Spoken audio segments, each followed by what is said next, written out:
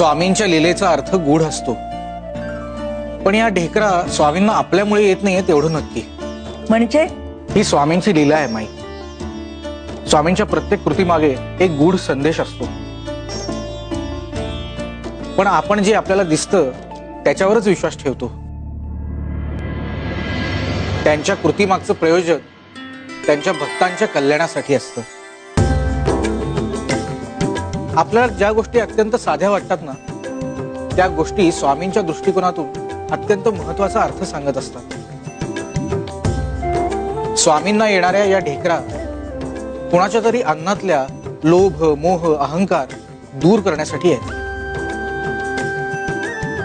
स्वामी त्यांच्या लीलेमधनं त्या भक्ताच्या भावनेचं शुद्धीकरण करतायत. म्हणजे या निव्वळ ढेकरा नाहीयेत, यात काही मोठा संकेत आहे का?